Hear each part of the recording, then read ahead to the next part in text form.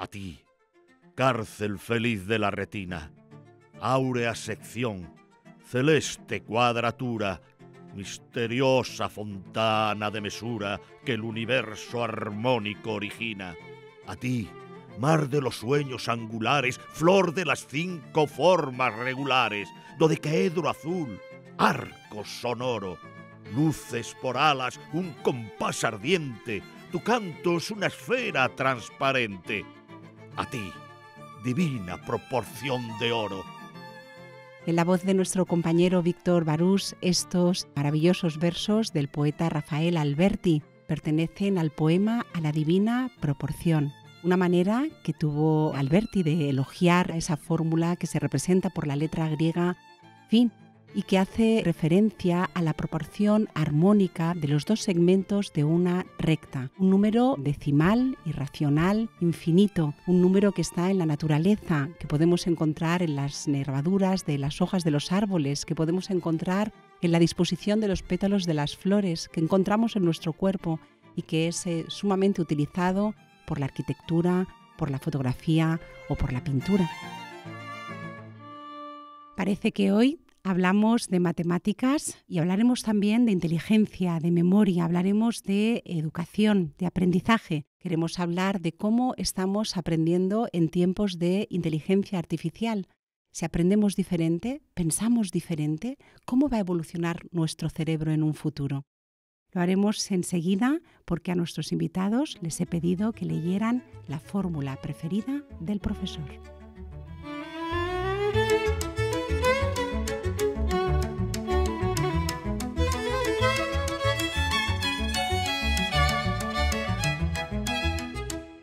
Hola, estás escuchando nuestro episodio número 7. Soy Silvia Salgado y este podcast es un podcast creado y producido por Jai Coruña. A partir de un texto literario abordamos un tema de interés común y lo hacemos desde una perspectiva interdisciplinar, aunando ciencia, humanismo y tecnología. Episodio número 7, el 7 un número primo divisible solo por 1 y por el mismo.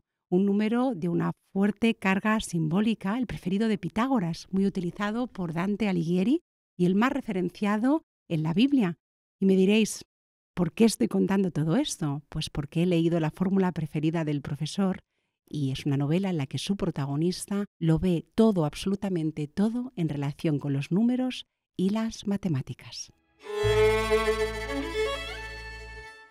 En el año 2003 se publica La fórmula preferida del profesor, de la autora nipona Yoko Ogawa. El libro se convierte enseguida en un fenómeno editorial, vende muchísimos ejemplares, se convierte en un bestseller, es traducido a multitud de idiomas, pero provoca algo muy singular, un inusitado interés por las matemáticas.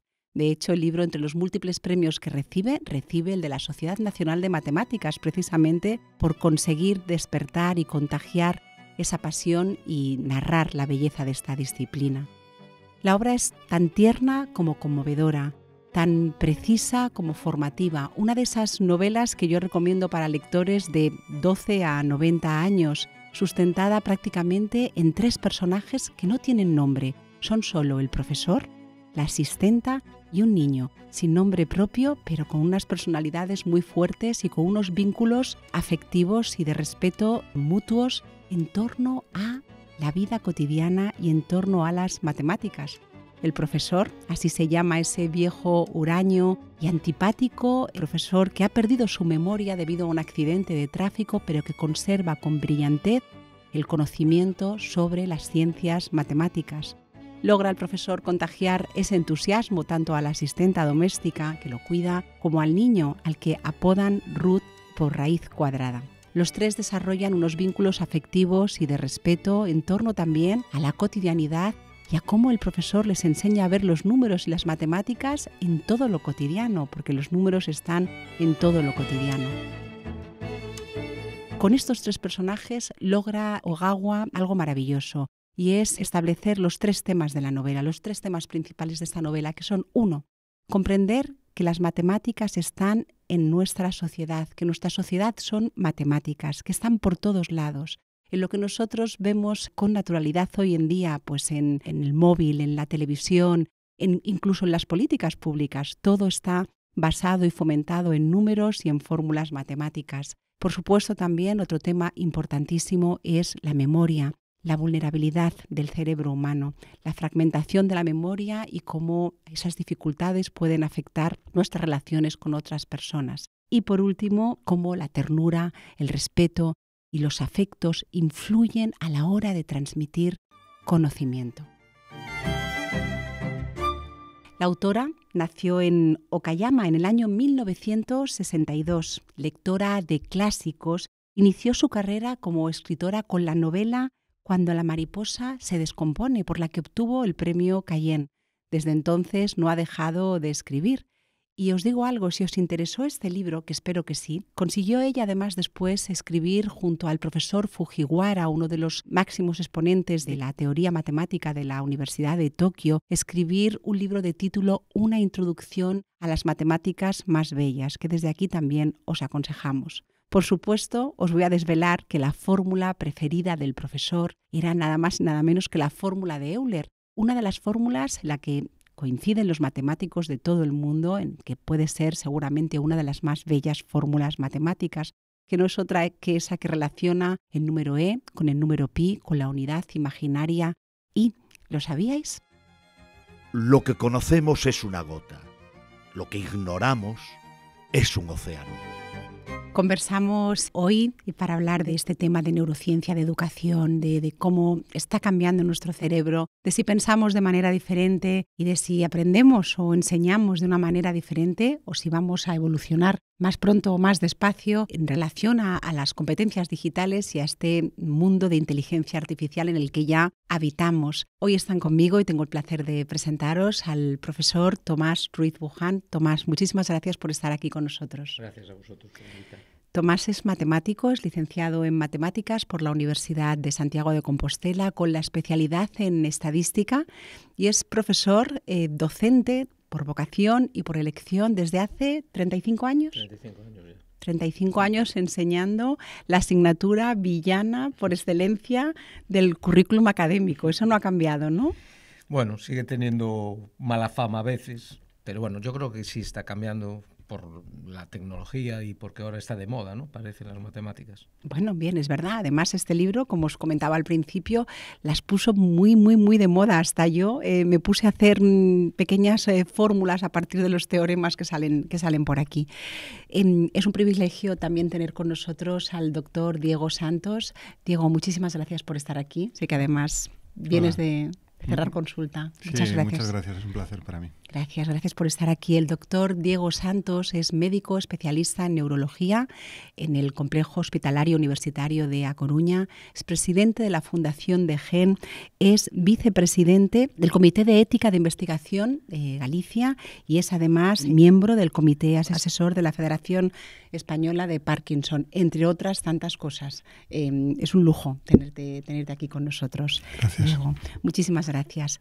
Antes que nada, pues creo que le vamos a preguntar, ¿verdad, Tomás? Porque lo comentábamos antes ahí fuera de bambalinas, al doctor. Tengo una curiosidad a nivel narrativo de esta ficción, y es que nos presenta un personaje, al profesor, que tiene una memoria de 80 minutos. Él, para que nuestros escuchantes lo entiendan, es una persona que dejó de tener, en la ficción, dejó de tener memoria en un accidente en el año 1975.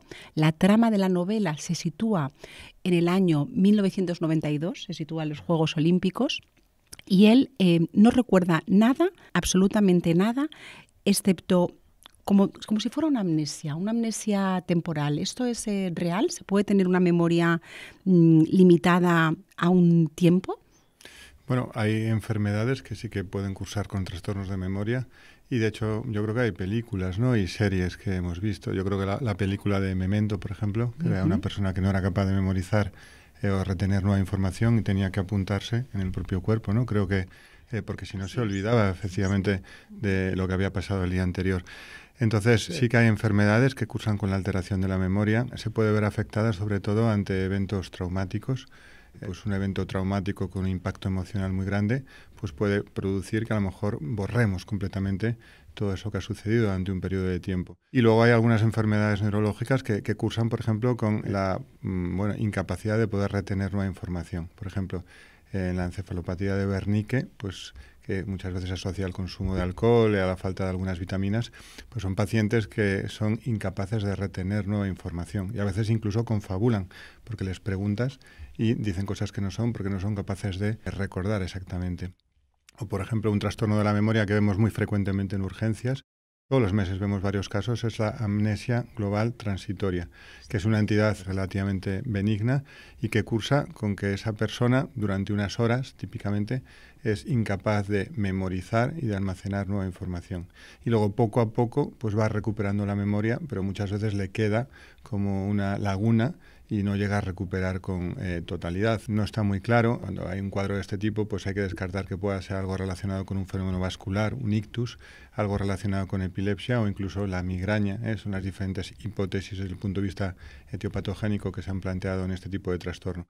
Y bueno, pues el ejemplo claro también es las demencias, ¿no? La enfermedad de Alzheimer, que se atrofia el lóbulo temporal, el hipocampo, que es la parte del cerebro muy relacionada con la memoria, pues produce que los pacientes poco a poco vayan perdiendo, sobre todo la memoria reciente. A lo mejor pues el día anterior me he encontrado con el vecino, he tenido una conversación y luego no recuerdo esa conversación. O sea que realmente lo que sí que es un poco de ciencia ficción es tal vez exactamente eso de los 80 minutos. Yo creo que eso es también para darle un hilo, no un poco más literario, sí, lo que sea, pero bueno, sí que hay bastantes enfermedades que pueden cursar con alteraciones de la memoria. De hecho, nuestro profesor de matemáticas, que es profesor de matemáticas, Tomás, como tú, es cierto que se va sujetando con composites los acontecimientos para no olvidarlos, pero hay algo muy curioso que me llama la atención y es que, y esto me dirá si es también ficción literaria o no, o se lo engrandece, olvida todo, pero en cambio no olvida su pensamiento brillante en relación a las matemáticas. ¿Es esto posible? Es como la gente que recuerda, por ejemplo, la música. Bueno, esto efectivamente puede ser. De hecho, por ejemplo, los pacientes con enfermedad de Alzheimer, incluso cuando están ya en una etapa muy evolucionada de la enfermedad, que ya prácticamente no se acuerdan de nada, incluso ya no reconocen a los más próximos, pues a lo mejor un estímulo determinado, como puede ser una canción, pues produce que esa persona pues se acuerde o pueda recordar. Entonces eso tiene que ver bastante también con la propia memoria implícita de la persona, es decir, pues ciertas habilidades que la persona ha desarrollado y que es un tipo de conocimiento que tiene como muy instaurado, pues que pueda permanecer preservado, aunque luego pues otras capacidades de la memoria estén alteradas. O sea, que realmente sí que puede suceder, ¿eh? Qué curioso y qué enigmático y qué misterioso es ese órgano, ¿no? El órgano del cerebro, que es un órgano además muy social, un órgano de las civilizaciones, el órgano social que ha construido lo que hoy tenemos, ¿no? Tomás, el desarrollo de las civilizaciones, nuestro desarrollo como sociedad, está totalmente vinculado al desarrollo de las matemáticas. ¿Cómo estás desarrollando tu trabajo? ¿Cómo están aprendiendo tus alumnos hoy en día en tiempos de inteligencia artificial? ¿Enseñas igual? ¿Aprenden igual? Evidentemente que en estos años la evolución de cómo he ido enseñando ha sido, bueno, si hace 35 años me dicen que yo ahora iba a enseñar como enseño ahora, era ciencia ficción. Entonces, hoy en día, con todas las herramientas tecnológicas que tenemos, podemos hacer que un alumno visualice las cosas. Por ejemplo, la geometría en 3 dimensiones, tú puedes con un ordenador, con algunos programas, software que tenemos, girar las figuras, que las vean, que participen en eso, o lo que antes hacías con tiza en una pizarra, una parábola que te da 10 minutos, ahora con un parámetro dibujas, salen en la pantalla infinitas parábolas, ven cómo cada parámetro influye y explica por qué una parábola está boca arriba, boca abajo, más abierta o más cerrada. Todo eso la tecnología nos lo permite visualizar y bueno, casi todo lo que entra por la vista suele ser más fácil o más entendible, ¿no?, para los alumnos. Entonces, evidentemente, el desarrollo tecnológico nos permite hacer cosas que antes eran impensables, ¿no? ¿Cómo logras mantener la atención de tus alumnos? Y le voy a preguntar aquí también a la vez a Diego. Antes que nada, ¿cuánto dura la atención? ¿Cuánto dura? Bueno, lo hablábamos antes, ¿no? Que más o menos 30 o 40 minutos. Luego ya es más difícil porque pues, uno se va fatigando, ¿no? Que la atención es muy importante, estar bien concentrado, y también aparece el componente de fatiga. Pero bueno, en general nos lo tienen dicho, ¿no? Que cuando asistimos a una ponencia, a una charla, pues durante 30 o 40 minutos como máximo se puede mantener la atención. Y luego es difícil, sobre todo, ¿por qué? Porque se vuelve todo como más monótono, ¿no? Es decir, a lo mejor eres capaz de aguantar una charla de 30 minutos, acaba el ponente y luego viene otro ponente diferente que va a hablar de manera diferente, va a hablar de un tema diferente, y vuelves a activarte y mantienes la atención, por lo menos durante los primeros minutos, si es un buen ponente, si no a lo mejor menos. Pero sí que es verdad que cambiar un poco, es decir, salir de esa rutina, de esa monotonía, también es fundamental. Entonces, cualquier estímulo que nos encienda un poco, que nos ponga alerta, es lo que va a permitir volver a conseguir captar nuestra atención. ¿Tus alumnos captan la atención durante más de 40 minutos? ¿Las clases de hoy son de una hora? Son de 50 minutos, pero bueno, al final suelen ser unos 40 minutos. Es muy difícil mantener que ellos tengan atención y que te sigan durante todo ese tiempo. Muy difícil. Sobre todo porque los alumnos, si tú consigues que lo que tú estás explicando se pueda visualizar bien en la pantalla de la pizarra digital, lo visual, y si además hay movimiento y colorines, pues parece que están más interesados o te mantienen más la atención. Pero ya cuando entras a situaciones como pueden ser más rutinarias, suma de polinomios es coger una mecánica y hay que practicarla. Eso ya cuesta muchísimo, se aburren. Y ahí eso es la lucha, porque hay cosas que hay que entrenar la mecánica y solo se hace a base de repetición. Esto es un tema muy interesante porque precisamente se sigue criticando mucho hoy en día que tengamos una educación en torno a la memoria mecanizada y no en torno a la memoria significativa. De hecho, en las evaluaciones PISA, no tengo ni idea, no sé, yo desconozco esto, te lo pregunto a ti, Tomás. No se pregunta, por ejemplo, por una fecha concreta, por un autor concreto, sino que se trata de utilizar los conocimientos que se tienen y saber deducir o razonar y aplicar. No sé por qué salimos tan mal en relación a otros países en PISA. No creo que seamos menos inteligentes, ¿no? Bueno, yo no sé, Tomás es experto, pero realmente yo creo que al final lo que se mide es un poco el rendimiento de los niños o de los escolares a una serie de tareas que se les pone. Y ahí obviamente no es la inteligencia. Lo fundamental también es, pues cómo los niños utilizan su inteligencia para poder ser resolutivos y hacer las tareas. Entonces yo creo que la enseñanza es fundamental en estos casos. No sé si realmente el rendimiento es bajo, puede ser porque la enseñanza, pues puede ser mejorable y a lo mejor habría que reflexionar un poco al respecto. Pero desde luego yo creo que es eso, es decir, la inteligencia es innata y la tienes que utilizar, pero luego también es muy, muy importante la enseñanza y utilizar esa inteligencia para poder ser efectivo a la hora de resolver problemas, cuestiones.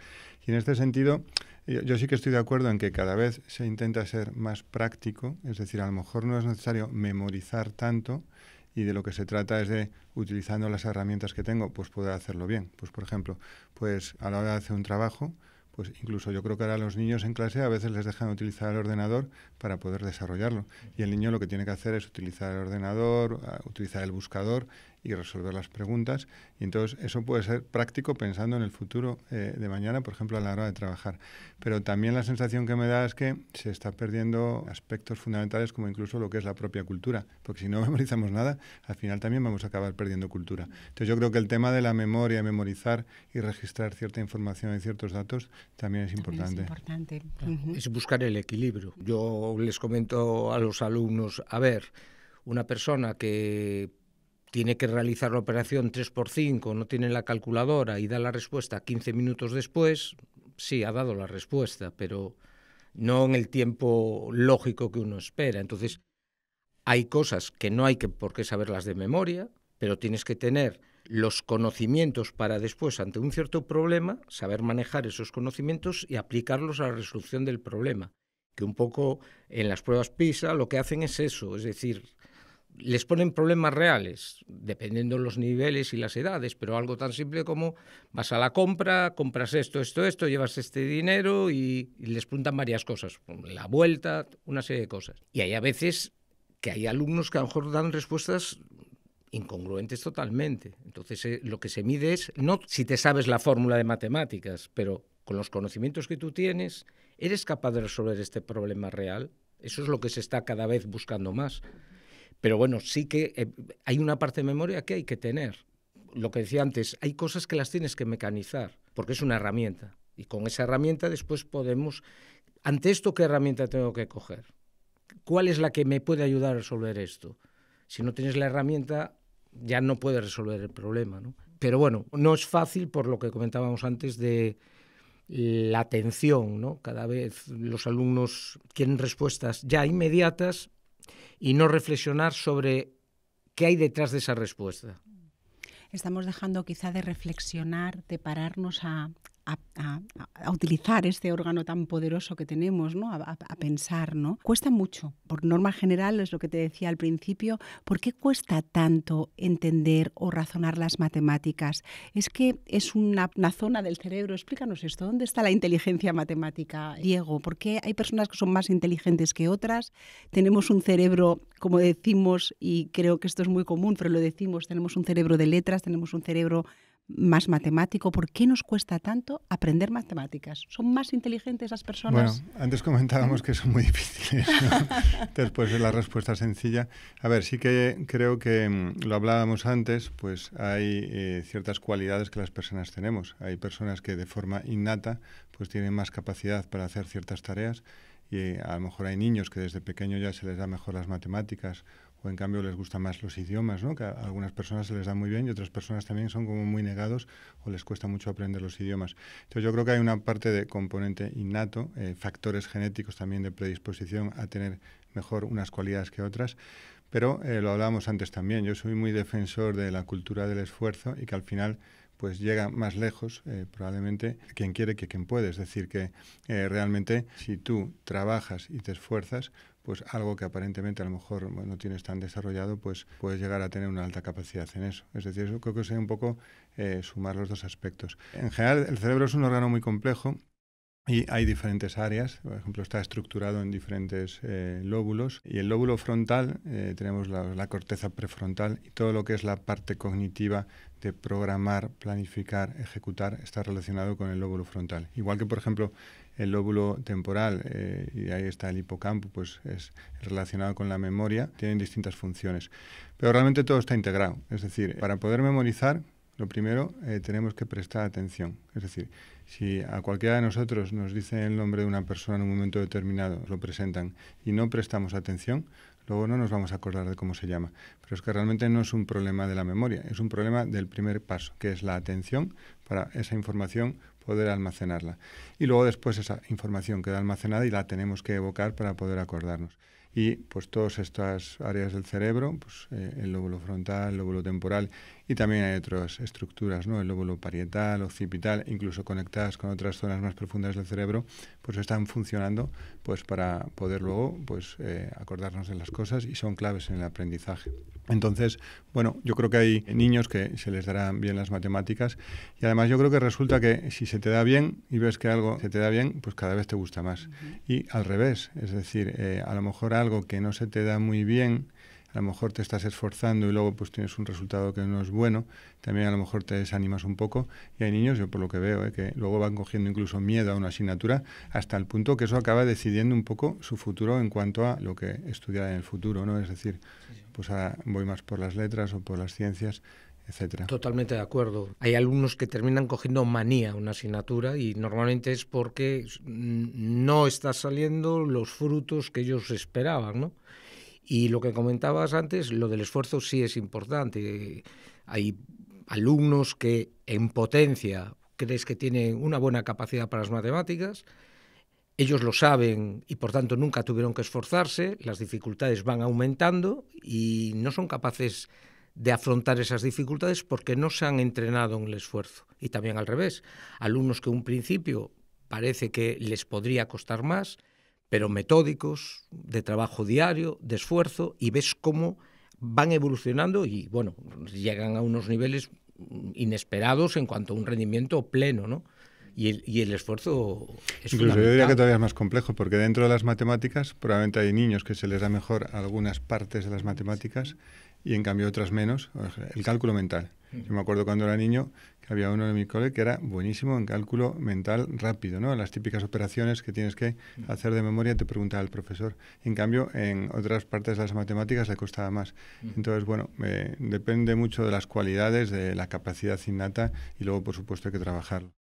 Pero fijaos que habéis nombrado dos palabras importantes, ¿no? Esfuerzo y atención. ¿Cómo están influyendo hoy en día todos esos inputs que recibimos, las notificaciones constantes, Instagram, TikTok, bueno, las redes sociales? Estamos con unos alumnos que tienen que prestar atención, pero están como invadidos por un montón de estímulos, ¿no? No sé cómo afecta eso en el área de concentración y cómo eso afecta a nuestro cerebro, ¿no?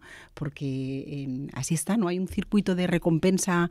¿Qué pasa ahí con eso, no? Que estamos siempre pendientes de... Yo creo que esto lo hablamos antes, sí. Que realmente, aunque pensemos que podemos hacerlo, no podemos hacer varias tareas al mismo tiempo. ¿Lo de la multitarea no es cierto? A ver, hay personas que efectivamente pues tienen más capacidad para a lo mejor hacer varias cosas de forma simultánea y hay otras que menos. Pero en el fondo, y esto está estudiado, y hay estudios de investigación que lo han demostrado, que cuando uno se concentra en una tarea y se focaliza exclusivamente en eso, es más eficiente que aquellas personas que realmente piensan que lo hacen muy bien y que pueden hacer varias cosas al mismo tiempo. Y sobre todo porque es que realmente es imposible hacer dos tareas de forma simultánea. El cerebro en estas circunstancias lo que hace es, aunque sea durante muy poco tiempo, hacer una tarea, pero cambiar constantemente de una a otra. Y al final realmente, pues eso lo que consigues es perder eficiencia. Es decir, eres más eficiente si te focalizas en algo, puedes rendir más, resolverlo en menos tiempo y luego cambiar a otra tarea. Y tiene que ver con la atención y la monotonía que hablábamos antes. Yo muchas veces, por ejemplo, cuando tienes varias cosas que hacer, a veces te organizas y te das cuenta que llega un momento que estás haciendo algo y que no lo has acabado, pero que está tu rendimiento empezando a bajar y tienes que seguir trabajando. Entonces, a lo mejor lo puedes dejar aparcado ahí y dices, bueno, pues ahora voy a dejar esto y voy a empezar otra tarea diferente que me va a estimular más en este momento y voy a volver a tener un mayor rendimiento. Pero varias tareas al mismo tiempo realmente está demostrado que en el fondo eres menos eficiente. Y además, como os comentaba en la tertulia, es verdad que el cerebro, si está concentrado, está focalizado, pues dicen pues los expertos que es un cerebro mucho más feliz y más sano.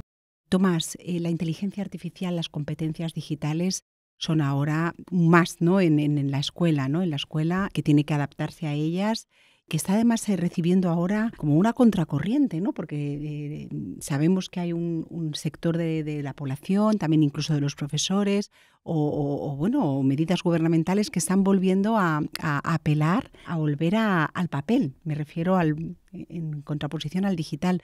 ¿Tú cómo lo ves eso? ¿No crees que debe haber un equilibrio, que no hay que demonizarlo esto? No, es evidente que las personas a ciertas edades tienen que tener las competencias digitales, porque si no, quedan fuera de la sociedad. Es decir, hoy en día somos todos víctimas de la tecnología para todo.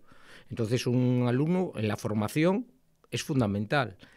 Pero a lo mejor lo que sí que hay que estudiar es cuándo es el momento. Igual que hay normas como que teóricamente los menores de 14 años no pueden abrirse una cuenta en Google o cosas así, pues a lo mejor un niño de 3 años aún no es el momento que tenga una pantalla digital. Que los ves con las pantallas. Claro. Pues, da miedo, en el restaurante con los pantallas. En los restaurantes. Claro, pero eso se ha trasladado a la escuela. Se ha trasladado a la escuela, o sea, se han quitado los libros y se ha pensado que con una tablet se podía aprender a leer, a escribir y que eso iba a funcionar. Y parece que no está funcionando, porque a lo mejor no es el momento. Es decir, bueno, ahí Diego puede tener algo que decir. Que decir, a lo mejor con 4 años es el momento de desarrollar otras cosas y que cuando ese cerebro ha desarrollado hasta donde debía, ahora a lo mejor ya podemos meter una tablet. Que un niño con 3 años el gesto que tenga es el de mover el dedo. Yo creo que uno de los problemas también es el uso adecuado. Es decir, porque el problema es si caemos en el exceso, ¿no?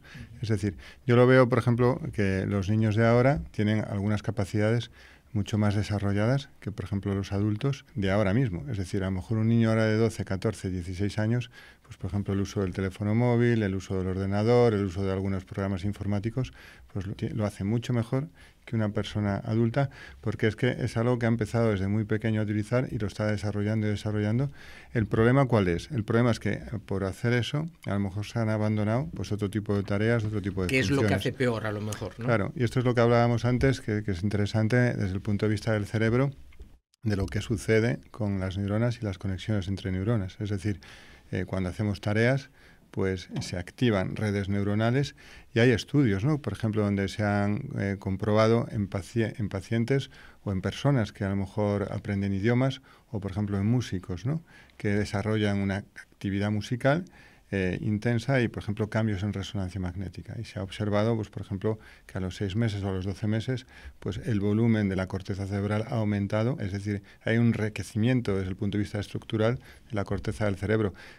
Pues eso se debe a que hay redes neuronales que están activándose de forma continuada y se produce pues un aumento de esa actividad y eso es enriquecedor para el cerebro.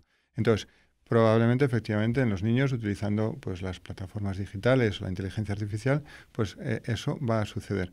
Pero por otra parte, se están perdiendo el funcionamiento de otras redes neuronales que se están abandonando, que es lo que hablábamos, que el efecto contrario es la poda sináptica. Si utilizamos mucho una serie de neuronas, esas redes neuronales aumentan y aumentan la conectividad, pero al revés, se abandonan otras y se van perdiendo. Y bueno, pues son redes neuronales que pueden tener importancia desde el punto de vista también del aprendizaje o de la capacidad memorística, etcétera. De tal manera que yo creo, y esto lo hemos hablado, ¿no? Y creo que compartimos todo, es que la inteligencia artificial y las nuevas tecnologías son algo que no hay que desechar, es decir, es algo positivo, pero lo importante es saber cómo utilizarlos. De forma adecuada, sí. Con equilibrio, ¿no? Con equilibrio. Además, creo que las aulas que están digitalizadas y que utilizan aplicaciones pues, de inteligencia artificial, también están provocando que haya quizá más equidad, más igualdad, o están proporcionando, ¿no te parece, Tomás, mejoras en el sentido de que pueden identificar áreas de mejora? Por ejemplo, si tú tienes una aplicación y ves que tus alumnos pues fallan en los logaritmos, estudia los logaritmos sí. Ya no me acuerdo, en bachiller, pues si fallan en logaritmos, pues a lo mejor tú mismo puedes detectar, oye, mi alumnado está fallando en esta área, voy a potenciar esto. O es más, ¿cómo está ayudando, por ejemplo, las nuevas tecnologías a la integración y a la mejora de competencias de alumnos que puedan tener problemas de neurodesarrollo que afectan al aprendizaje? ¿Qué me puedes decir de esto? Un aula, 27 alumnos, cada uno percibe lo que tú explicas de una manera. Y efectivamente, las nuevas tecnologías o la inteligencia artificial te permite lo mismo explicarla de 3, 4, 5 maneras distintas. Y ahí es donde alumnos que antes no llegaban a entender de una manera, ahora pueden llegar. Antes era, te lo he explicado una vez, no lo entendiste, te lo vuelvo a explicar otra vez, pero igual. Y entonces ahí era donde las cosas no funcionaban. No, espera, no lo has entendido, vamos a buscar otra manera para explicarlo. Es habitual que a lo mejor tú explicas inicialmente algo a nivel teórico, a lo mejor un grupo de alumnos lo han entendido, pero otros no. Siguiente paso, espera, esto lo podemos visualizar. Y ahora lo explicamos de otra manera y lo vemos visualmente. Y entonces, a lo mejor, alumnos que antes no lo habían entendido, ahora al verlo sí lo entienden. Y así, distintas estrategias que hacen que distintos alumnos, al final todos lleguen a entender, que es el objetivo. Entender, en las matemáticas sobre todo es fundamental el entender. Decíamos antes, sigo pensando que lo que no se entiende es difícil de aprender. Y en matemáticas mucho más, ¿no? Entonces, la clave es invertir tiempo en que entiendan, y las nuevas tecnologías ahí sí que pueden ayudarnos, incluso corrigiendo al alumno una batería de ejercicios, no estás resolviéndolos bien, la propia inteligencia artificial te puede corregir lo que estás haciendo mal y generarte otra batería de ejercicios, a ver si con esfuerzo consigues llegar a entender eso. La ventaja es que lo que tú en clase, eso te llevaría, pues claro, si tienes 27 alumnos no puedes hacerlo uno a uno, pero ellos en su casa pueden hacerlo uno a uno contra una máquina que no va a protestar y le va a generar, ¿no? Y eso va a enriquecer al alumno. Y el alumno al final termina siendo protagonista del aprendizaje, de su aprendizaje. Y tú te conviertes en un guía, le vas indicando hacia dónde debe de ir, viendo también las dificultades que aparecen y en dónde aparecen. Es un complemento, ¿no? ¿Crees que la escuela está preparada para la sociedad actual? ¿Estáis formados, los profesores bien formados en competencias digitales, y está la escuela preparada ya no solo para sacar al alumnado, por ejemplo, a la vida, a los trabajos de hoy, sino a los trabajos del mañana? Yo creo que siempre vamos con retraso en todo esto, pero para mí hay un dato que a mí es el que me preocupa. Yo, como doy clase en secundaria y bachillerato y llego a segundo bachillerato, se quieren implementar una serie de medidas, métodos de enseñanza, con los cuales estoy totalmente de acuerdo, pero después el examen que ahora se llama PAU de selectividad, en matemáticas, es el mismo examen que hice yo hace 35 años. Entonces, la competencia digital no se mide en un examen de selectividad. El alumno tiene que ir con una calculadora y que no sea programable ni gráfica. La misma que llevaba yo. Los contenidos, el examen, bueno, a lo mejor ahora han quitado materia de algunas cosas, pero es el mismo esquema de examen. Entonces, durante la secundaria se evalúan otras competencias y después a un examen donde se tenía que evaluar al alumno globalmente para después mirar la carrera, el grado que quiera estudiar o lo que sea, nada de eso pesa. Pesan las notas duras y puras y lo que hagas ese día en un examen del siglo XX, no del siglo XXI. Hablábamos bueno, ahora me comentamos esto de lo de los trastornos del neurodesarrollo que afectan al aprendizaje.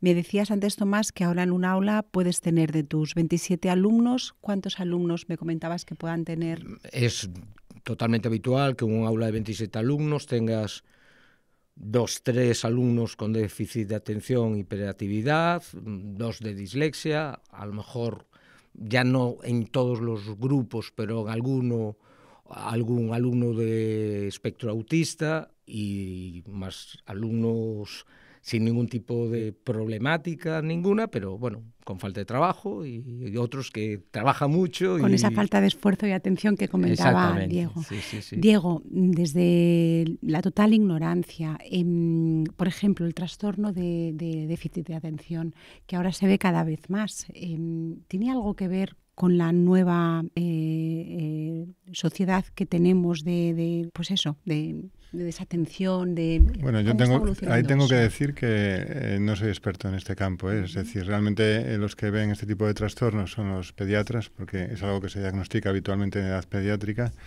Y también es verdad que en adultos, claro, pues pueden llegar los pacientes porque lo han tenido desde pequeños o a veces se diagnostican de mayores. Pero es algo que ven fundamentalmente los psiquiatras. Es decir, yo el otro día, hace poco hablando con un compañero psiquiatra, de hecho me llamaba la atención que me comentaba que decía que cada vez le llegan más derivaciones de personas que de mayores consultan por si tienen trastorno de déficit de atención con o sin hiperactividad. También yo creo que a veces se entra un poco en el exceso, es decir, a veces no es tan fácil separar lo que es un trastorno realmente de un problema de atención que puede estar motivado pues por diferentes razones. Y entre otras también pues por el tema de los sobreestímulos a los que están sometidos los niños a día de hoy. Es decir, realmente pues con el tema de las redes sociales, con el tema del WhatsApp, con el tema de el teléfono móvil, que están constantemente. Yo creo que incluso en los propios colegios, aunque luego en clase entiendo que estén prohibidos y no lo puedan utilizar, pero luego muchas veces entre clase y clase lo tienen disponible, lo están utilizando. Y a veces por ejemplo, tú vas en el autobús y ves a algún chico joven, ¿no? De 15, 16, 17 años, y es increíble porque van con los auriculares puestos, con el teléfono móvil, pasando a toda velocidad a lo mejor lo que estén viendo. Realmente están constantemente sometidos a sobreestímulos y claro, eso al final también produce que les cueste mucho mantener la atención, porque están cada vez acostumbrándose más a mantener la atención durante muy poquito tiempo. Y a lo mejor ya tienen que hacer una tarea que les supone 10, 15, 20 minutos de atención o más tiempo y realmente pues cada vez les cuesta más porque no están acostumbrados a ello. Entonces este trastorno de déficit de atención pues es algo que siempre ha estado ahí y realmente pues no sé realmente decir si hay ahora más casos. Yo no sé si, por ejemplo, tu percepción, que llevas muchos años en la enseñanza, pues estás viendo que hay más niños. También es verdad que ahora se aboga más por una educación donde los niños que a lo mejor tengan algún tipo de capacidad más reducida, ¿no? Pues puedan tener una educación en el mismo aula que niños que a lo mejor no se sabe que a priori tienen ninguna capacidad disminuida en ese sentido. Sí, y a lo mejor hace 30 años pues había alumnos TDAH, pero como no estaban diagnosticados, entraban en el grupo de los que parecía que no trabajaban o no estudiaban, no rendían. Nadie analizaba el por qué. Eso realmente nunca lo sabremos, ¿no? Si era que no estaban diagnosticados o si hay algún dato objetivo que dice que se están aumentando, o a lo mejor simplemente que se conoce mejor este trastorno y se diagnostica cada vez más. No, claro, eso los médicos tendrían que... Y esto, en relación a esto, Diego, que un niño, por ejemplo, un alumno, ¿no? Tenga, por ejemplo, un trastorno de, por ejemplo, tenga dislexia, no tiene nada que ver en relación con su inteligencia. Puede ser perfectamente incluso más inteligente, tener altas capacidades. Sí, hay niños que a veces tienen pues, un CI alto, que a lo mejor no se sabe, o tienen altas capacidades y algunas tareas, algunas funciones pues las tienen muy desarrolladas, y en cambio en otras pues pueden tener más limitaciones, y eso sucede en niños con a lo mejor síndromes tipo Asperger, etcétera, que luego a veces son niños que tienen poca habilidad desde el punto de vista social, porque al final la inteligencia, que lo hablábamos antes, pues es un abanico, ¿no?, de muchas capacidades, e influye en las matemáticas, influye la memoria, la capacidad de razonamiento, etcétera, y también la propia inteligencia emocional y social, y el saber adaptarte un poco pues a la sociedad. Y nos pasa a los propios adultos, ¿no?, que le damos mucha importancia pues a las relaciones sociales que tenemos y nos impacta, ¿no?, de forma positiva y negativa. Pues no quiero ni pensar en la época por ejemplo, la adolescencia, que es un momento clave de tu vida, que cualquier cosa pues a lo mejor es pequeña y la magnificas, ¿no? Entonces, sí, esto sucede, ¿eh? Y lo que hablábamos antes también es que, claro, al final es fundamental detectar esto, porque pueden ser niños que estén menos motivados. A veces tienen altas capacidades y el rendimiento incluso en clase, bueno, que esto lo sabe todo el mundo, ¿no?, puede llegar a bajar porque no tenga la motivación suficiente para resolver las cuestiones que se plantean en clase. Dicen que, por ejemplo, tendemos a buscar la mediana en el aula, ¿no? O sea, que tendemos a que todo el mundo, o sea, que no vemos ni abajo ni arriba. ¿Esto es cierto? ¿Se tiende a buscar la mediana o se trata y, por ejemplo, podemos servirnos de ayuda para subir un poco al que está más abajo, potenciar al que está más arriba? ¿Cómo se trabaja esto? Eso se intenta. Lo que pasa que es muy, muy complicado en aulas de 27. Es verdad que hace 30 años las aulas eran de 40, sí, pero sí. Hace 30 años el profesor marcaba un ritmo, quien pueda que me siga, a lo mejor estoy simplificando un poco, pero no, ahora hay que atender toda esa diversidad, pero eso es muy complicado. Es decir, ¿cómo atiendes? Pues si quisiésemos agruparlos, te pueden salir 7, 8 grupos de alumnos distintos donde cada uno tiene sus necesidades. ¿Cómo implementas eso en el aula? En el día a día es complicadísimo. Y ahí sí que las nuevas tecnologías y la IA puede ayudarnos. Por lo que comentábamos antes, van tutorizando a los alumnos individualmente. Y tú vas suministrando esos caminos, ese comienzo de camino. Sin esta ayuda, a mí me resulta muy difícil, o sea, no creo que sea como en clases de 40 minutos donde la atención tiene suerte si llega a 15 minutos, ¿cómo diversificas todo eso con alumnos que tienen distintas necesidades? Lo que comentabas tú antes, alumnos con a lo mejor un coeficiente alto que precisamente se aburren mientras que tú estás trabajando con otros alumnos, claro, que dónde va, que eso ya lo han entendido, ¿no? Y otros no. Eso es muy, muy complicado. Desde luego, la ratio tendría que bajar, porque claro, ahora que ya conocemos ciertos diagnósticos y ahora trabajamos con ellos y que efectivamente el objetivo es que todos obtener el máximo rendimiento que puedan, no podemos trabajar con 27 alumnos. ¿Cuál es el número? ¿Cuál sería el número ideal? Claro, ¿cuál sería el número ideal? Claro. 10. Claro, ¿dónde sacas el dinero para aulas de 10? Pasa en todos los campos, ¿eh? Claro. También lo ideal sería ver en una mañana 10 pacientes y no 20. Claro, sí, es un problema. La historia, ¿no? Pero Es muy difícil. ¿Cómo haces eso?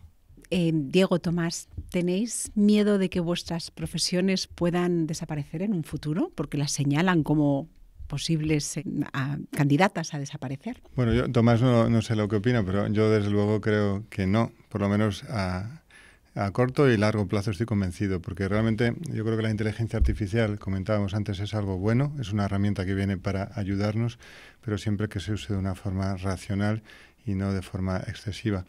Entonces, por ejemplo, en el ámbito médico tiene muchas utilidades y ya incluso utilidades pensando en algo muy práctico, ¿no? Por ejemplo, en urgencias, ahora las radiografías las lee el dispositivo de inteligencia artificial que te dice si detecta algo anómalo en la radiografía, ¿para qué? Para que el radiólogo no deje de trabajar. El radiólogo sigue trabajando. Lo que pasa es que se puede centrar, por ejemplo, en informar un escáner o informar una ecografía abdominal. Es decir, se trata de utilizar la inteligencia artificial para ser más eficiente. Por ejemplo, otra posibilidad es el médico invierte mucho tiempo de su parte de la mañana, por ejemplo, de su jornada, en escribir. Es decir, realmente cuando llega el paciente, pues tenemos que preguntarle por los antecedentes, por el tratamiento, por lo que le sucede, todo lo que es la parte de la historia clínica, y al mismo tiempo que escuchamos al paciente tenemos que andar escribiendo, hasta el punto que a veces parece incluso que estamos más centrados en la pantalla que en el propio paciente, en escucharle, que eso a veces es una percepción muy mala y sucede. Por ejemplo, hay ahora ya herramientas de inteligencia artificial que irán mejorando poco a poco, que lo que nos van a permitir es que mientras nosotros hablamos con el paciente y con la familia y bien centrados realmente en eso, pues directamente va a escribir, es como un dispositivo de lectoescritura y entonces directamente ya nos va a dar la historia clínica. Entonces nos va a permitir además ser más eficientes y poder invertir más el tiempo en lo importante, que es atender al paciente, explorar al paciente para llegar pues, a un diagnóstico, plantear qué pruebas son necesarias a un tratamiento. Como decía antes Tomás, por ejemplo, en la enseñanza, pues la inteligencia artificial puede permitir pues un tratamiento más dirigido. Y hay ejemplos, ¿no? Los pacientes con enfermedad de Alzheimer a día de hoy pueden entrar en algunos portales web donde se les hace unas preguntas, tienen que resolver una serie de tareas relacionadas con la memoria, con la atención, con la orientación, con el lenguaje, etcétera. Y entonces el propio dispositivo, la herramienta va a determinar en qué falla más, en qué falla menos. Y a partir de ahí pues puede programar pues una serie de tareas a desarrollar de forma más teledirigida para intentar reforzar aquello en lo cual el paciente pues tiene más necesidad. Y ya, si me permites, casi pongo un ejemplo. El otro día yo también paso consulta en el Hospital San Rafael y son consultas donde la primera consulta es 1 hora de tiempo. Y fue un caso curioso porque fueron 2 hermanos que eran italianos. Entonces estaban citados desde las 6 hasta las 8. Y pasaron los 2 juntos, estaban enfermos, iban en silla de ruedas. Al final estuvimos 2 horas y media. E iban con un tercer hermano, que el hermano también era italiano y él estaba sano. Y además él era traductor, hacía de traductor porque los 2 hermanos pues no hablaban español. Y eran 2 pacientes que tenían una enfermedad que no estaba diagnosticada en un principio. Ellos vivían en Italia, pero habían estado también en otras partes, habían estado en Palma de Mallorca y bueno, habían venido a una segunda opinión médica. Entonces, el resumen, lo que quiero llegar es que al final lo fundamental para llegar a una conclusión diagnóstica fue el preguntar y el explorar. Y a partir de todo eso, determinar que lo que tenían era una ataxia y no un síndrome parkinsoniano, un síndrome piramidal, etcétera. Y fue muy importante preguntar por cosas concretas que contaron, como por ejemplo que empeoraban de una forma muy clara con la toma de café, con muy poquito café. Y entonces la conclusión que es que pues la labor del médico fue pues hacer la historia, explorar al paciente y luego utilizando toda esa información pues en una herramienta de inteligencia artificial, pues una de las posibilidades diagnósticas que daba era la ataxia episódica tipo 2, que es algo muy raro, y entonces pues se puso un tratamiento que puede mejorar los pacientes en estos casos y unos días después pues me comentaba que una de las 2 pacientes pues ya empezaba a notar un poquito de mejoría. No sé exactamente realmente porque eso habría que hacer un estudio genético para confirmarlo, pero era una posibilidad que no se había planteado hasta ese momento. Entonces es el ejemplo más claro, es decir, está la labor del profesional y utilizando la inteligencia artificial te puede ayudar a ser más eficiente en tu trabajo. Entonces, yo creo que a día de hoy no. Incluso los propios radiólogos, que es una profesión donde se discute mucho, porque si hay buenas herramientas de inteligencia artificial, al final la computadora pues va a poder ver y detectar. Al final siempre es importante el aspecto humano. Y bueno, pues desde luego yo creo que ya con esto acabo, la labor del médico también algo fundamental es aspecto humano, el trato con el paciente, y yo creo que aunque se están desarrollando modelos de inteligencia artificial y en robótica para intentar también expresar emociones y poder empatizar, a día de hoy es verdad que la inteligencia artificial pues no tiene esa empatía que tenemos los seres humanos. En tu caso, Tomás. Yo creo que no va a desaparecer, y precisamente por eso mismo. Los adolescentes, los niños de 4 años necesitan relacionarse con un ser humano. Ahora estamos hablando de enseñar matemáticas o enseñar lengua castellana, pero los alumnos aprenden más en el día a día hablando contigo y no hablas de matemáticas. Eso me extraña que la IA pueda acompañarles en su desarrollo, en su crecimiento. De hecho, yo creo que sería preocupante un niño que desde pequeño hasta mayor fuese acompañado por la IA y no interaccionase con seres humanos. Me temo que... De hecho, además, en el libro que hemos trabajado, La fórmula preferida del profesor, precisamente es incluso relevante, ¿no? Esta transmisión del conocimiento la favorece precisamente la interacción, el vínculo de afectos, ¿no? La interacción entre las personas, la cercanía, la proximidad, la afectividad. Ahí está. Hay alumnos que como que empiezan a tener una relación contigo, aunque sea alumno y tu profesor, de amistad, que incluso por miedo a fallarte trabajan más, porque claro, si hacen las cosas mal te están defraudando y ellos no quieren defraudarte. Yo creo que no les iba a importar si defraudan a una máquina. A una máquina. Bien, bien. Diego, nos preguntaba Bea, dejaba una pregunta para contestarla aquí en el podcast, que nos dice que cómo podemos ejercitar la memoria, cómo podemos cuidar de nuestra salud. Sí, creo que Bea, una de las cosas que planteaba, ¿no? Es que a día de hoy hay mucha cultura del ejercicio y poca cultura de lo que es el ejercicio cognitivo. Lo que hay mucha cultura del ejercicio físico. Y es verdad que eso es así. Y la frase dice mens sana in corpore sano, ¿no? Es decir, realmente yo creo que hay que cultivar los dos aspectos.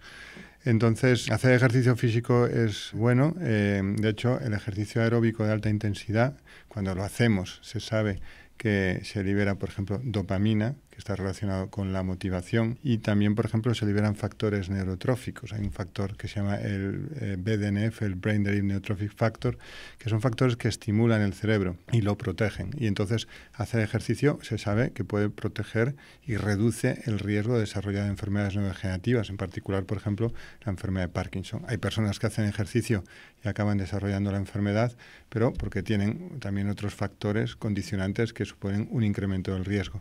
Pero el ejercicio físico es muy importante, pero también el ejercicio cognitivo, lo que es la estimulación cognitiva. Yo creo que depende un poco de cada persona. Es decir, algo que es fundamental es la reserva cognitiva, y lo vemos en la práctica clínica. Las personas que tienen una reserva cognitiva alta, que son personas que tienen un nivel educacional alto, pues son personas que en cierto modo están más protegidas para el desarrollo de enfermedades como por ejemplo una enfermedad de Alzheimer. O dicho de otra manera, por lo menos la enfermedad, si se va a desarrollar, va a tardar más tiempo en manifestarse, va a estar la persona más años funcionando de forma más adecuada, porque tienen ese aspecto que les va a proteger a la hora de hacer las actividades del día a día y las cosas más complejas. Entonces, hay personas que por el tipo de vida que llevan, cuando incluso van envejeciendo 50, 60, 70 años, son personas que ya se mantienen muy activas desde el punto de vista cognitivo. Es decir, personas que van al teatro, personas que van al cine, personas que leen, personas que interaccionan desde el punto de vista social, que eso también es muy importante. Cuando quedamos con otras personas y estamos a gusto, eso también se liberan hormonas, endorfinas, y todo eso es beneficioso para lo que es el propio cerebro. Y al final es, salud cerebral. Y todo eso supone una reducción del riesgo de desarrollar enfermedades.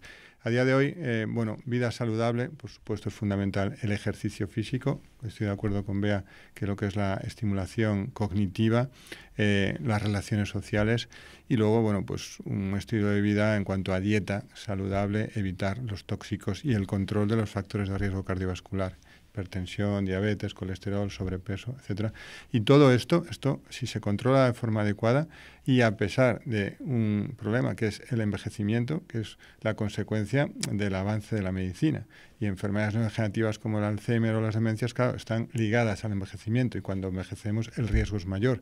Entonces, cada vez va a haber más casos. Pues está empezando a haber incluso un cambio de tendencia que si controlamos bien todos estos factores de riesgo, pues entonces podríamos incluso reducir un poco ese incremento de la prevalencia de este tipo de enfermedades. De tal manera que estoy completamente de acuerdo y hay que cuidar no solamente el cuerpo, sino también el cerebro. Salud cerebral, muy bien. Y nos decía Bea también, Tomás, que le gustan muchísimo las matemáticas, igual que le gusta mucho leer y lee y no sabe cómo seguir, dónde encontrar pues esas herramientas para seguir disfrutando y ejercitando de las matemáticas. ¿Puedes recomendarle algo? Sí, afortunadamente ahora es muy fácil. Por ejemplo, hay un canal de YouTube, Derivando, de Eduardo Sáenz de Cabezón. Es muy divulgativo sobre aspectos de las matemáticas. Entonces, si tú... Esto no hace falta un gran nivel de matemáticas, con lo cual es muy fácil que termines tú con un papel y un boli haciendo cosas en función de esto. Y después hay otro canal, Veritasium, ya no solo es de matemáticas, física, química, pero como siempre base en matemática, que bueno, ya suelen tener un poco más de nivel, pero que te hace pensar mucho, trabajar con ello. O a través de Gemini, es decir, hay a veces que te surge leyendo este libro, me surgió alguna duda, lo metes en Gemini y terminas tú al final con papel y boli trabajando matemáticas y aprendiendo, claro, porque hay tantos aspectos que uno no conoce que al final empiezas por un sitio y puedes estar entretenido. Ahora sigue. Pregunta de Chus, que nos dice que si podrías llegar un día al aula y trabajar sin pantalla. Sí. Me pasa a veces. Sí. Claro, es decir, que el ordenador no vaya, que la pantalla no vaya, que el proyector no vaya. Son cosas que pasa con cierta frecuencia. Yo siempre llevo la tiza en la bolsa y esa no falla. Como esa parte ya la tengo entrenada de muchos años, volvemos a la tiza. ¿Y tú, Diego? ¿Tú puedes hacer una consulta sin tecnología? En un principio la podemos hacer y la deberíamos de poder hacer sin problema. Lo que pasa es que es verdad que cada vez somos más esclavos de la tecnología. Pongo un ejemplo, no sé, en Galicia, en Sergas utilizamos el Janus, que es el programa informático, donde toda la historia clínica del paciente hay que introducirlo en el sistema informático y desde cualquier hospital de Galicia, pues por ejemplo, se puede ver la historia clínica, ¿no? Y es una información muy importante. Entonces, claro, decíamos antes que invertimos gran parte de nuestro tiempo en cubrir la historia clínica y claro, el problema es que a veces por hacer eso dejamos de hacer tal vez lo más importante, que es, pues eso, preguntar al paciente, explorar al paciente e invertir más tiempo en eso, que es la tarea realmente del médico. O, por ejemplo, la propia receta electrónica. Es decir, antes hacíamos la receta en papel y realmente ahora pues todo es electrónico y si no tenemos el llano, si no funciona, pues entonces no podemos hacer la receta y luego el paciente va a coger la receta y no la puede coger. Entonces es verdad que en el fondo cada vez somos más esclavos de la tecnología. Y esta es una de las cosas que hay muchas limitaciones de la inteligencia artificial o de las nuevas tecnologías, que al final depender demasiado de la tecnología pues tampoco es bueno. Hasta el punto que a veces llegamos un poco al absurdo, ¿no? Es decir, el día del apagón digital, pues yo vi por ahí la típica broma de un paciente que llega al hospital a urgencias y que le duele el pecho. Y entonces el médico le dice, ya, pero es que no tengo el ordenador. Ya, pero es que me duele el pecho. Es decir, deja el ordenador, por favor. Atiéndeme a mí, que es lo que es una broma, ¿no? Pero en el fondo todos los médicos hacemos un poco de autocrítica y al final es verdad. Yo creo que es un poco triste, si me permites decirlo entre comillas, el que tengamos que privar nuestro tiempo e invertir demasiado en la parte del ordenador y perder más el tiempo y en beneficio de explorar mejor al paciente y explicarle mejor las cosas, porque algo fundamental también es el tiempo para poder explicarle pues el diagnóstico, el pronóstico, el tratamiento, etcétera. Vamos a ir ya terminando porque nos falta tiempo con esta pregunta que nos ha dejado Mar en relación a la poda sináptica de la que hablabas, Diego, por esa falta de hacer trabajar este órgano que lo tenemos desaprovechadísimo, ¿no? Y ella nos dice, ¿va a haber en un futuro la posibilidad de que se nos coloque algo en el cerebro para que pensemos más y mejor? Bueno, yo creo que lo fundamental sería intentar hacerlo por nosotros mismos. Es decir, pues si efectivamente vamos abandonando poco a poco determinadas tareas, entonces esas redes neuronales que participan a la hora de hacer esas tareas pues se van perdiendo, pues realmente la forma sería un poco al revés, ¿no? Pues volver a retomar esa actividad para fortalecer esa sinapsis y poder conseguir el enriquecimiento de esa parte del cerebro, de esos grupos neuronales. Pero es verdad, bueno, que en medicina se está avanzando bastante, ¿no? Ella preguntaba por el tema de los electrodos. Por ejemplo, a día de hoy hay enfermedades como la propia enfermedad de Parkinson, donde se puede colocar pues unos electrodos que con unos cables, con un cable van conectados a un neuroestimulador, que es una especie de marcapasos, y lo que hace es pues corregir pues una alteración que hay en las zonas profundas del cerebro, pues para que el paciente con enfermedad de Parkinson pues pueda mejorar en el temblor o en los movimientos, etcétera. O, por ejemplo, el trasplante celular, ¿no? De células madre. Es decir, se puede implantar células madre que están por desarrollar en una zona determinada del cerebro para que esas células se puedan transformar en las células que en un principio nosotros tengamos interés. Por ejemplo, en la propia enfermedad de Parkinson, para que se puedan transformar en células dopaminérgicas que puedan liberar dopamina para compensar esa falta de dopamina. O incluso lo que hablamos antes de los propios factores neurotróficos. Pues hay ensayos clínicos donde, pues, con un procedimiento neuroquirúrgico, se introducen en el cerebro factores tróficos que estimulan el cerebro y lo que harían es potenciar pues el desarrollo de neuronas. Habría lo que es la neurogénesis, puede haber angiogénesis, que es que también se forman nuevos vasos para irrigar esas zonas del cerebro, y al final todo esto permite que se produzca lo que es la sinaptogénesis, que es que incluso se establezcan nuevas sinapsis entre neuronas y que el conectoma, que es toda esa red de neuronas que hay pues en el cerebro, pues pueda enriquecerse y tener una mayor actividad. Entonces, realmente yo creo que todo está pensado pues como posibles terapias en enfermedades neurodegenerativas donde lo que se hacen son perder neuronas. El poder plantear este tipo de terapias en personas sanas para mejorar ciertas capacidades cognitivas, casi siendo un poco ignorante en la materia, es como toda la investigación que hay para intentar retrasar el envejecimiento. Es decir, realmente hay que tener las prioridades claras. Una cosa es tener una enfermedad, y hay algunas ligadas al envejecimiento, pero otra cosa es lo que es el envejecimiento natural, que en el fondo realmente pues es algo que es, como dice la palabra, natural. Y poder intentar luchar contra eso pues no deja de ser un poco artificial, entonces, y puede tener consecuencias. Entonces, bueno, obviamente la medicina va a avanzar y veremos en los próximos años, pero desde luego a corto plazo lo más importante es que de nosotros mismos salga pues la intención de poder pues mantenernos activos y mejorar eso. Esforzarnos y trabajar, que decíamos desde el principio, y desde luego además entraríamos en un tema ético. Terminamos y no puedo dejar de preguntaros, pues haceros estas preguntas de nuestro test, ya famosísimo, nuestro test High. Tomás, ¿qué lees, qué ves, qué escuchas? Leer los libros que van cayendo, y soy muy ecléctico. ¿Alguno que nos recomiendes? Yo recomiendo uno que viene ideal para el tema que estamos tratando hoy. El libro se llama El arte de educar a estúpidos. Evidentemente el título es una ironía. Este libro lo escribió Alberto Torres Blandina, es un profesor de literatura, es escritor y además pues es profesor o era profesor de secundaria de lengua castellana, y nos hace pensar mucho sobre la educación actualmente y en qué podemos estarnos equivocando. Él pone como ejemplo, él estuvo en un intercambio en Islandia, y en Islandia hay unas clases de cocina que van los niños de 9-10 años y andan con cuchillos, con fuego, y la primera pregunta que le hizo es: ¿y si hay un accidente los padres no demandan? A lo cual los islandeses no entendían nada. Es lógico, si están con fuego y con cuchillos, pueden quemarse, pueden cortarse, forma parte del aprendizaje. O que alumnos de bachillerato con 16 años en España, durante el horario escolar, no pueden salir a la calle, y si salen a la calle, la culpa es del colegio. Estos mismos alumnos después están solos hasta las 12 de la noche en la calle. Por otro lado, si hay una valla en el colegio, será para no saltarla.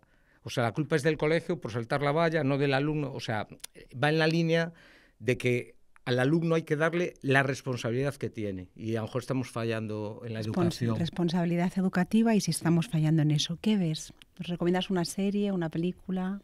No, bueno, ¿No? Series las que van cayendo, pero no recomendaría ninguno. La película Shirat, a mí me ha impactado esa película. Hace mucho que no veo algo tan distinto, y bueno, son la típica película que pasados los días aún sigues teniéndola en la cabeza y le vas dando vueltas. Y recomendaría una película yo creo que sería obligado para los alumnos de 16, 17 años, que sería Blade Runner. Blade Runner. Yo creo que Blade Runner es una película que en esas edades te ayuda a pensar. Le ha gustado a Germán. Bien, ¿y qué escuchas? Queen, Amy Winehouse y ahora Rigoberta Bandini. Y fui al concierto de Coruña y espectacular. Gracias, Tomás. Diego, te toca. ¿Qué lees, bueno, qué ves, qué escuchas? La verdad es que un poco de todo. Venga. Leo muchas cosas de medicina, muchos artículos, revistas, etcétera. Pero es verdad que siempre intento tener tiempo. Siempre tengo un libro de lectura que puede tardar, más o menos puedo tardar en leerlo, pero bueno. Por ejemplo, ahora, en particular, el que estoy leyendo, que lo comenté antes, se llama Ikigai, que, bueno, yo suelo leer en inglés, me gusta mucho en español, me gusta más leer en español, pero bueno, a veces leo en inglés para intentar mejorar un poco el inglés, ¿no?, de cara luego al trabajo y demás. Y bueno, yo lo compré en inglés, que se lee muy fácil, pero supongo que lo habrá traducido también al español, y habla de este concepto de el Ikigai, que es de la cultura japonesa y que está relacionado con la felicidad y con la longevidad. Y es muy interesante porque, bueno, pues habla de muchas cosas del día a día que, por ejemplo, hacen allí. El tema que hablamos antes de focalizarte en una tarea para tener mayor rendimiento. Bueno, me parece muy interesante. El libro que siempre yo he considerado así un poco como preferido es El árbol de la ciencia, de Pío Baroja, porque, bueno, como estudié medicina, pues en su momento me gustó mucho y bueno, pues también lo recomiendo.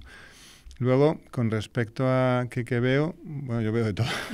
Veo las noticias, veo el fútbol, que es verdad que me gusta también el fútbol. Pues eres un valiente viendo las noticias hoy en día. Ya, es verdad. Siempre, en ese sentido, es que hay un concepto, ¿no?, que vende más lo malo que lo bueno. Por ejemplo, yo creo que el mismo día sale la cura del Alzheimer y en el mismo día pues se declara la Tercera Guerra Mundial y pues todo el mundo va a hablar de la guerra y de conflicto y en cambio lo positivo, ¿no? Es decir, yo creo que hay una penalización de las noticias positivas, pero yo creo, es una opinión personal, que también es que a veces la propia prensa pues le interesa hacer más eco, llegar más, y a veces es que el ser humano pues parece que nos llega más, nos impacta más las malas noticias que las buenas. Entonces yo creo que necesitamos más noticias positivas, que seguro que las hay todos los días, pero al final siempre pues salen las malas en los medios de comunicación. Luego también, bueno, películas, series. Me gusta mucho, la verdad, el fin de semana ver alguna película con mi familia, con mi mujer y mi hija. ¿Alguna que nos recomiendas? Pues mira, hace muy poco vimos una que me encantó, que se titula Trenza, que es una película que narra 3 historias diferentes, muy diferentes, y que confluyen al final. Y bueno, la verdad es que la recomiendo, está muy muy bien. Y bueno, pues no voy a desvelar más, pero no nos está desveles, la veremos. ¿Y qué escuchas? Y luego que escucho, pues también escucho la radio, emisoras de radio, y luego escucho música. Yo, bueno, claro, en mi época de antes, ¿no?, pues escuchaba grupos, era mucho de U2, me gustaba mucho la música pop española, Los Planetas, me encantaban Los Planetas. Y luego pues grupos como Soundgarden, Stone Temple Pilots, Smashing Pumpkins, etcétera. Y ahora también lo que escucho, bueno, pues música un poco más actual, también por mi mujer y mi hija. Y también me gusta en Spotify, cada vez escucho más, tengo que reconocer, música de relajación. Es decir, es algo que me está ayudando mucho, me gusta mucho porque me ayuda a relajarme y a concentrarme mejor, incluso a veces cuando hago una tarea. O sea que eso también me gusta mucho, la verdad. Tomás, Diego, muchísimas gracias por acompañarnos. Espero que nuestros escuchantes, a mí me gusta llamarlos así, hayan disfrutado de esta conversación. Y ahora atentos, nos vemos el próximo día 20 de noviembre, jueves, a las 7 de la tarde, en tertulia presencial. ¿Y de qué vamos a hablar? De arquitectura, de espacios, de los espacios que habitamos y de cómo lo habitamos. Vamos a titular a nuestro próximo episodio, el episodio 8, Nido para aves de paso. Este es un libro de la escritora y también arquitecta Sonia Rayos, que se desplaza desde Valencia para estar con nosotros y además estará acompañada por Miguel Abelleira Doldán, arquitecto y docente, además de director de la Escuela Superior de Arquitectura de La Coruña. Atentos a la inscripción, no dejéis de acompañarnos. Tendréis todas estas referencias de Tomás y de Diego en las notas del podcast. No dejéis de compartirnos y, sobre todo, no dejéis de utilizar este órgano tan maravilloso que tenemos, este órgano tan social y tan misterioso que sigue evolucionando a medida que lo vamos trabajando. Gracias a la memoria se da en los hombres lo que se llama experiencia.